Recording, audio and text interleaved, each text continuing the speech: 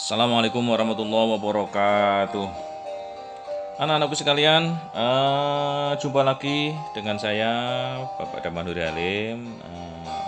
Sekarang saatnya kita mempelajari tentang bab iman kepada malaikat. Anak-anakku sekalian, malaikat merupakan salah satu makhluk yang diciptakan khusus oleh Allah Subhanahu wa taala untuk menaati, mematuhi dan menjalankan seluruh tugas yang diberikan kepada mereka. Apabila Allah Subhanahu wa taala memerintahkan malaikat-malaikatnya untuk menjalankan suatu pekerjaan, niscaya mereka akan melaksanakannya. Ya, mustahil bagi para malaikat untuk ingkar dan mendustakan perintahnya. Seperti halnya tugas yang dijalankan oleh malaikat Jibril, ya, untuk menyampaikan dan mengantarkan wahyu dan risalah keilahian kepada utusan-utusannya, seluruh nabi dan rasul. Malaikat Jibril sekali-kali tidak pernah tidak menjalankan titah yang diberikan Sang Khalik kepadanya. Selain malaikat Jibril, masih ada beberapa nama, tugas, dan hal-hal lain yang dari malaikat-malaikat yang mesti kita yakini dan ketahui sebagai seorang yang menjalankan rukun iman. Oke anak-anak, yang pertama bagian A, pengertian iman kepada malaikat. Pengertian iman secara etimologi berasal dari kata bahasa Arab yaitu amana yu'minuna imanan. Artinya percaya atau membenarkan. Sedangkan secara terminologi, iman adalah keyakinan atau pembenaran dalam hati, diucapkan secara lisan dan diamalkan dengan anggota badan, akan bertambah dengan melakukan ketaatan dan berkurang dengan melakukan kemaksiatan. Al-imanu laisa bitamani walakinna ma wukrabil qalbi wa iqraru bilisani wa amalu bil arkan. Iman itu diyakini dalam hati, diucapkan dalam lisan dan diamalkan dengan perbuatan, ya. Sedangkan makna malaikat secara bahasa juga diambil dari akar kata bahasa Arab. Dijelaskan bahwa kata malaikat merupakan bentuk jamak dari malak yang berarti kekuatan. Maksudnya malaikat adalah wakil atau pesuruh Allah untuk melakukan tugas-tugas tertentu. Secara istilah, malaikat dapat diartikan sebagai kekuatan yang patuh, tunduk, dan taat pada perintah serta ketentuan Allah Subhanahu wa taala. Malaikat sendiri merupakan perantara Allah untuk menyampaikan wahyu kepada Rasul sebelum diberikan kepada umatnya. Malaikat merupakan makhluk yang diciptakan dari nur atau cahaya. Mereka tidak bisa dilihat oleh manusia atau gaib dan bersifat selalu taat, tunduk, serta patuh kepada semua yang diperintahkan Allah Subhanahu wa taala dan tidak pernah ingkar kepadanya. Mereka tidak seperti manusia yang membutuhkan makan, minum, dan tidur. Mereka tidak mempunyai keinginan dan nafsu apapun, serta menghabiskan siang hingga malam sepanjang hidupnya hanya untuk taat dan mengabdi kepada Allah Subhanahu wa taala. Mengimani malaikat hukumnya adalah wajib, seperti halnya percaya kepada Allah Subhanahu wa taala dan rukun iman yang lainnya. Karena iman kepada malaikat merupakan rukun iman kedua, jadi umat Islam harus mempercayai keberadaan malaikat-malaikat Allah Subhanahu wa taala. Sebab umat Islam yang tidak percaya terhadap adanya malaikat dihukumi sebagai orang yang murtad, keluar dari agama. Allah Subhanahu wa taala berfirman dalam sebuah ayatnya, Bismillahirrahmanirrahim, Aamanna rasulu bima unzila ilaihi min rabbih wal mu'minuna kullun aamana billahi wa malaikatihi wa kutubihi wa rusulihi la nufariqu baina hadin min rusuli wa qalu sami'na wa ta'na ghufranaka rabbana wa ilaikal masir. Artinya, Rasul telah beriman kepada Al-Quran yang diturunkan kepadanya dari Tuhannya. Demikian pula orang-orang yang beriman, semuanya beriman kepada Allah Subhanahu wa taala. malaikat-malaikatnya, kitab-kitabnya, dan rasul-rasulnya. Mereka mengatakan, kami tidak membeda-bedakan antara seorang pun dengan yang lain dari rasul-rasulnya. Dan mereka mengatakan, kami dengar dan kami taat. Mereka berdoa, ampunilah kami ya Tuhan kami, dan kepada Engkaulah tempat kami kembali. Anak-anakku sekalian, itu tadi firman Allah Subhanahu wa taala dalam surat Al-Baqarah ayat 285. Iman kepada malaikat-malaikat termasuk rukun iman dalam Islam, yaitu rukun iman yang kedua. Manusia memang diwajibkan untuk mengimani keberadaan malaikat, karena kalau tidak, manusia akan dicap sebagai seorang yang kafir. Adapun penerapan dalam mengimani malaikat bagi seorang muslim harus mencakup 4 hal sebagai berikut. Yang pertama, beriman kepada keberadaan mereka. Ya. Yang kedua, beriman kepada mereka yang kita ketahui nama-namanya dan terhadap mereka yang tidak kita ketahui nama-namanya. Kita beriman kepada mereka secara global. Ketiga, beriman kepada apa yang kita ketahui dari sifat-sifat mereka. Sedangkan yang keempat, beriman kepada apa yang kita ketahui dari tugas-tugas yang mereka lakukan atas perintah Allah, seperti bertasbih dan beribadah kepadanya siang dan malam tanpa lelah ataupun jenuh. Bagian B anak, yakni malaikat dan tugas-tugasnya. Malaikat Allah Subhanahu wa taala bersifat gaib, sehingga tidak ada makhluk yang mengetahui jumlah para malaikat secara pasti. Pengetahuan tentang jumlah malaikat hanya milik Allah Subhanahu wa taala. Karena Dia adalah zat yang telah menciptakan para malaikat dan memberi tugas kepada mereka.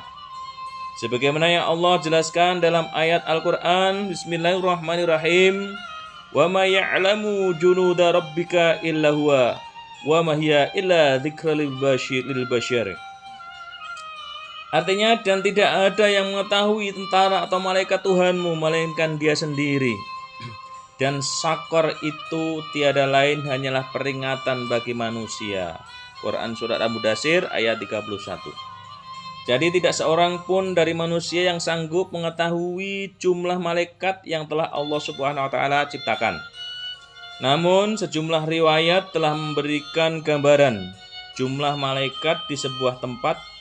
Ketika Rasulullah SAW menjelaskan tentang keadaan langit ketujuh dalam hadis tentang Mi'raj, beliau bersabda dalam hadisnya, Bismillahirrahmanirrahim, farufi'a lil baitul ma'mur fasa'altu Jibril faqala hadzal baitul ma'mur yusalli fi kulli yawmin 70,000 malak idza kharaju lam ya'udu ilaihi ukhiru ma alaihim.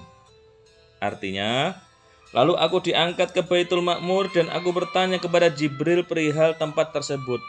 Dan ia menjawab, ini adalah Baitul Ma'mur. Setiap hari 70.000 malaikat yang melakukan sholat di dalamnya. Apabila telah sholat, mereka tidak akan kembali lagi hingga yang paling akhir. Hadis riwayat Bukhari. Ya. Begitu banyak dan tak terhitung jumlah malaikat. Meskipun demikian, di antara jumlah malaikat tersebut terdapat beberapa nama yang disebutkan dalam Al-Quran maupun hadis Rasulullah SAW. Umat Islam harus mengetahui nama-nama malaikat tersebut beserta tugasnya. Ya, beberapa nama malaikat beserta tugasnya adalah sebagai berikut. Yang pertama, malaikat Jibril. Malaikat Jibril bertugas menyampaikan wahyu kepada Nabi dan Rasul. Nama lain malaikat Jibril adalah Ruhul Kudus dan Ruhul Amin. Ruhul Amin artinya roh yang dipercaya untuk menyampaikan wahyu Allah Subhanahu wa taala. Adapun Ruhul Kudus artinya roh yang suci. Malaikat Jibril pula yang menyampaikan berita kelahiran Nabi Isa alaihissalatu wassalam kepada ibundanya Maryam dan menyampaikan Al-Quran kepada Rasulullah Shallallahu Alaihi Wasallam. Yang kedua, malaikat Mikail. Malaikat Mikail adalah malaikat yang diberi tugas untuk mengatur urusan makhluk Allah Subhanahu wa taala, sekaligus mengatur rezeki terutama kepada manusia. Ia bertugas mengatur air, menurunkan hujan, angin, petir, membagikan rezeki pada manusia, tumbuh-tumbuhan, hewan-hewan, dan lain-lain di muka bumi ini. Anak sekalian, yang ketiga, malaikat Israfil.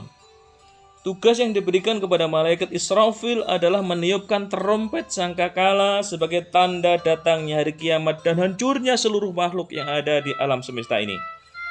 Tidak ada yang tersisa kecuali Allah Subhanahu wa taala. Setelah itu malaikat Israfil akan dibangkitkan pertama kali, lalu diperintahkan lagi meniup sangkakala yang kedua untuk membangkitkan umat manusia dari alam kubur. Yang keempat, anak-anak, malaikat Israel. Malaikat Israel bertugas mencabut nyawa seluruh makhluk hidup, baik manusia, jin, iblis, setan, dan malaikat apabila telah tiba waktunya. Malaikat Israel disebut malaikat maut. Disebutkan bahwa malaikat Israel akan mencabut nyawa seseorang yang kafir dengan kasar dan menyakitkan. Sementara terhadap orang-orang yang beriman, ia akan mencabut nyawanya dengan lembut dan perlahan. Yang kelima, anak-anak, malaikat Mungkar dan Nakir. Malaikat Mungkar bersama Nakir bertugas menguji dan menanyai manusia ketika berada di alam kubur. Keduanya akan menanyakan pertanyaan kepada setiap manusia, yaitu siapa Tuhanmu, siapa nabimu, apa agamamu, apa kitabmu, dan di mana kiblatmu. Seorang mukmin yang soleh akan menjawab pertanyaan-pertanyaan itu dengan jawaban yang benar. Yang keenam, malaikat Raqib dan Atid. Malaikat Raqib bertugas mencatat semua pekerjaan baik setiap manusia sejak akil balik sampai akhir hayat. Sekecil apapun amal kebaikan seorang tidak akan luput dari pencatatan. Sedangkan malaikat Atid bertugas mencatat semua amal buruk pada setiap manusia. Yang ketujuh, malaikat Ridwan. Malaikat Ridwan bertugas sebagai penjaga pintu-pintu surga, ya, dan mengatur kesejahteraan para penghuninya. Malaikat Ridwan bertugas menjaga dan mengawasi surga serta menyambut dan mengatur kesejahteraan semua hamba-hamba Allah yang akan masuk ke dalamnya. Ia sangat ramah mempersilahkan orang-orang yang akan masuk dalam surga. Kemudian anak-anak, yang kedelapan, malaikat Malik. Malaikat Malik disebut juga malaikat Zabaniyah. Bertugas menjaga pintu neraka dan mengatur siksa atau azab bagi para penghuninya yang pada masa hidupnya di dunia dulu tidak beriman dan banyak melakukan maksiat. Anak sekalian, selanjutnya bagian C, sifat-sifat malaikat. Malaikat merupakan makhluk yang mempunyai kekuatan dengan patuh terhadap segala bentuk ketentuan dan perintah Allah.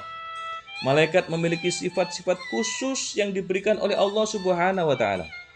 Adapun sifat-sifat malaikat antara lain, yang pertama, malaikat selalu bertasbih. Malaikat selain menjalankan tugasnya masing-masing, ternyata juga selalu bertasbih dan memuji kebesaran Allah siang dan malam yang tak pernah berhenti-hentinya, kecuali Allah sendiri yang mengutus untuk berhenti. Yang kedua, malaikat takut kepada Allah Subhanahu wa taala. Tidak seperti manusia yang angkuh dan kadang menjalankan perintahnya dan kadang-kadang juga menjauhi larangannya. Ternyata malaikat tidak seperti demikian. Malaikat selalu takut, tunduk, dan taat terhadap Allah Subhanahu wa ta'ala. Yang ketiga, malaikat tidak maksiat. Malaikat tidak pernah berbuat maksiat. Sangat berbeda dengan manusia. Kadang selalu khilaf berbuat maksiat. Ternyata malaikat tak pernah berbuat maksiat sama sekali dan akan senantiasa mengamalkan apa saja yang diperintahkan oleh Allah Subhanahu wa taala. Yang keempat, malaikat memiliki kemampuan yang tidak dimiliki oleh makhluk lain. Adapun kemampuan atau kekuatan malaikat sangat berbeda dengan makhluk Allah yang lainnya. Di dalam Al-Quran disebutkan malaikat ada yang bertugas mengangkat arsy atau hamalatul arsy, dapat berubah wujud menjadi manusia atau makhluk lain. Mereka memiliki sayap 2, 3, dan 4, dan malaikat juga memiliki kecepatan cahaya. Karena itu malaikat tidak memiliki kemampuan yang tidak dimiliki makhluk lain. Yang kelima, malaikat memiliki sifat kesamaan sifat dengan manusia, ya. Jadi sifat-sifat tersebut selain sifat yang tidak dimiliki oleh makhluk lain, ternyata malaikat juga memiliki kesamaan beberapa sifat yang sama dengan manusia. Allah mengaruniai malaikat dengan kemampuan dapat berbicara dan mendengar. Selain itu, malaikat juga memiliki sifat malu yang bila dibandingkan dengan manusia. Rasa malu malaikat lebih besar. Malaikat juga akan merasakan kematian seperti manusia pada hari kiamat nanti. Makhluk terakhir yang akan hamba Allah cabut nyawanya adalah malaikat Israel. Selanjutnya, yang keenam, malaikat berilmu. Malaikat itu juga memiliki ilmu. Terbukti jika Allah Subhanahu wa Ta'ala membebani para malaikat dengan berbagai macam tugas, baik itu di langit dan di bumi. Oleh karena itu, maka malaikat memiliki ilmu berkenaan dengan tugas yang diberikan kepada mereka. Yang ketujuh, malaikat berakal tapi tidak bernafsu. Malaikat adalah makhluk Allah yang berilmu tetapi tidak memiliki nafsu. Maka dari itu seorang malaikat tidak pernah berbuat maksiat seperti manusia yang bertindak maksiat karena dipengaruhi oleh nafsu. Karena malaikat tidak diberi nafsu, maka malaikat tidak pernah berbuat dosa, tidak pernah melakukan nafsu. Anak sekalian, selanjutnya bagian D, kedudukan malaikat, ya. Malaikat tercipta dari unsur nur atau cahaya yang sifatnya gaib, sehingga tidak dapat dilihat atau dirasakan dengan panca indera manusia. Jin, iblis, dan setan termasuk makhluk gaib yang diciptakan oleh Allah Subhanahu wa Ta'ala dari api. Sebagaimana Rasulullah SAW bersabda, "Ana Aisyyatin qalat qala Rasulullah SAW, khuliqatil malaikatu bin nur wa khuliqal jannu minan mariji minan nar wa khurqa adama mimma wusifu lakum." Dari Aisyah berkata, Rasulullah SAW bersabda, malaikat diciptakan dari cahaya, jin diciptakan dari api yang menyala-nyala, dan Adam diciptakan dari sesuatu yang telah disebut ciri-cirinya untuk kalian. Hadis riwayat Muslim, ya. Di antara makhluk-makhluk Allah seperti manusia, malaikat, jin, iblis, dan setan yang paling mulia adalah manusia. Kelebihan manusia dari makhluk lain ialah manusia dikaruniai akal dan nafsu sehingga dapat menjadi motivasi dan semangat dalam menghambakan diri kepada Allah Subhanahu wa Ta'ala. Kedudukan manusia akan tetap mulia dan tidak akan ditempatkan pada tempat yang serendah-rendahnya apabila manusia beriman dan beramal soleh. Balasan bagi manusia yang beramal dan beriman adalah surga. Perbedaan manusia dan malaikat adalah sebagai berikut. Ya, malaikat tercipta dari cahaya, sedang manusia dari tanah. Malaikat tidak memiliki jenis kelamin, sedang manusia berjenis kelamin. Yang ketiga, malaikat tidak bernafsu, tapi manusia mempunyai nafsu, diberi nafsu oleh Allah Subhanahu wa Ta'ala. Yang keempat, malaikat bersifat gaib, sedang manusia material, ada badannya, ya, ada wujudnya. Yang kelima, malaikat memiliki akal yang statis, ya, sedang manusia akalnya dinamis. Malaikat itu akalnya statis, yaitu itu saja, ya. Allah menyuruh itu, yaitu saja. Yang keenam, tidak memiliki dosa karena tidak diberi nafsu. Maka manusia diberi nafsu, dia akan memiliki dosa, ya. Adapun kedudukan manusia dan malaikat, yang pertama, manusia yang dijadikan khalifah di muka bumi bukan malaikat atau makhluk yang lain. Yang kedua, Allah memerintahkan kepada malaikat untuk sujud atau hormat kepada Nabi Adam alaihissalatu wassalam. Yang ketiga, malaikat tidak dapat menjawab pertanyaan tentang nama-nama ilmu pengetahuan. Sedang Nabi Adam dapat menjawabnya karena diberi ilmu dan diajarkan kepadanya. Dan yang keempat, malaikat adalah hamba yang paling patuh kepada Allah karena sudah tabiatnya, dan malaikat tidak memiliki hawa nafsu. Sedangkan manusia, kepatuhannya kepada Allah Subhanahu wa taala harus melalui perjuangan yang berat karena harus melawan hawa nafsu dan godaan setan yang terkutuk. Anak-anakku sekalian, selanjutnya yang bagian E, yakni cermin iman pada malaikat. Perilaku yang mencerminkan iman kepada malaikat. Salah satu cara untuk memakrifati alam malaikat adalah dengan mempercayai wahyu yang telah diturunkan kepada Rasulullah Shallallahu Alaihi Wasallam. Sebab hal itu memang termasuk dalam salah satu kegaiban dari sekian banyak kegaiban yang masih dirahasiakan oleh Allah Subhanahu wa taala. Maka sebagai manusia yang bisa dilakukan adalah dengan cara-cara sebagai berikut. Yang pertama, menghindari maksiat dan dosa. Jadi manusia harus menjauhi dosa dan maksiat. Perbuatan yang paling menyakiti para malaikat adalah perbuatan dosa, maksiat, kekufuran, kesyirikan. Karena itu, salah satu perkara paling penting yang dilakukan manusia agar dapat mengimani malaikat ialah menghindari hal tersebut. Sungguh para malaikat tidak akan mau ke tempat-tempat dan rumah-rumah yang di dalamnya terdapat perbuatan maksiat kepada Allah, atau di dalamnya terdapat sesuatu yang dibenci seperti berhala, patung, gambar-gambar maksiat, dan lain sebagainya. Kita tahu bahwasanya di kanan kiri kita terdapat malaikat yang siap mencatat amal baik, ya, dan buruk kita. Maka dari itu ada baiknya jika kita mengerjakan amal-amal baik dan merasa malu jika mengerjakan amal buruk. Yang kedua, tidak menjadikan malaikat sekutu, ya, tidak menyerupakan dengan Allah Subhanahu wa taala. Ketidakpahaman manusia tentang kedudukan Allah Subhanahu wa taala dan malaikat karena sama-sama bersifat gaib dapat menjerumuskan manusia beranggapan bahwa malaikat memiliki kedudukan yang sama dengan Allah.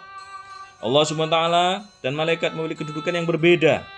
Dia adalah Tuhan, Allah adalah Tuhan yang telah menciptakan alam semesta beserta isinya.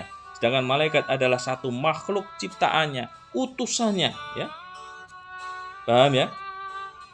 Ketiga, berhati rendah. Seorang yang telah beriman kepada malaikat Allah Subhanahu wa taala akan bersikap rendah hati. Bersikap rendah hati karena ia merasa bahwa ibadah yang ia lakukan belum ada apa-apanya dibandingkan ibadah yang dilakukan malaikat. Yang keempat, anak-anak, berhati-hati dalam melangkah. Dalam menjalankan perintah Allah, para malaikat selalu teliti dan tidak bertindak ceroboh. Seseorang yang beriman kepada malaikat dapat mengaplikasikan dalam kehidupan sehari-hari, seperti teliti dalam mengerjakan tugas dan melakukan sesuatu. Yang kelima, selalu taat kepada Allah. Malaikat adalah makhluk Allah yang paling taat dan patuh serta tidak memiliki nafsu, sehingga mereka tidak pernah berbuat maksiat dan dosa. Akan tetapi sesungguhnya makhluk Allah yang paling sempurna adalah manusia. Manusia dikatakan memiliki derajat yang lebih tinggi karena beriman dan bertakwa kepada Allah dengan sebenar-benarnya takwa. Oke, yang terakhir, berzikir. Zikir kepada Allah. Zikir artinya ingat. Para malaikat Allah selalu berzikir setiap saat tanpa henti-hentinya. Dalam hal ini, berzikir adalah menyebut nama Allah Subhanahu wa taala dengan kalimat thayyibah. Malaikat senantiasa bertasbih kepada Allah Subhanahu wa taala siang dan malam tak pernah henti. Selanjutnya anak-anak, bagian F, hikmah beriman kepada malaikat. Semua yang diperintahkan maupun dilarang oleh Allah Subhanahu wa taala pasti memiliki hikmah. Adapun beberapa hikmah beriman kepada malaikat sebagai berikut. Yang pertama, semakin merasakan keagungan dan kekuasaan Allah, karena hanya Sang Penciptalah yang Maha Kuasa saja yang mampu menciptakan malaikat dengan jumlah banyak dan kemampuan yang luar biasa itu. Yang kedua, mencontoh para malaikat dalam beribadah dan melakukan ketaatan kepada Allah Subhanahu wa taala. Meskipun mereka terjaga dari segala dosa dan sangat dekat dengan Allah Subhanahu wa taala, tapi mereka tetap selalu beribadah dan memohon ampun kepadanya. Ketika menghindari sifat ujub, bangga diri, merasa paling tinggi diri terhadap amal yang telah dilakukan. Karena para malaikat setiap waktu hanya melakukan tugas dan tidak pernah membantah, apalagi membangkangnya. Mereka tetap memohon ampun kepada Allah atas kekurangan mereka dalam melaksanakan tugas-tugasnya. Dan yang keempat anak-anak, yang terakhir, menyadari pengawasan malaikat yang selalu mencatat setiap amal perbuatan, sehingga berusaha keras untuk menjauhi segala yang diharamkan Allah Subhanahu wa taala, karena takut kepadanya dan malu terhadap para malaikat yang selalu memperhatikan. Oke anak-anak sekalian, itu tadi tentang iman kepada para malaikat Allah. Mudah-mudahan anak-anak tetap semangat, mudah-mudahan bermanfaat untuk hujah pelajaran anak-anak sekalian di sekolah ataupun di masyarakat. Demikian dari saya. Terima kasih. Assalamualaikum warahmatullahi wabarakatuh.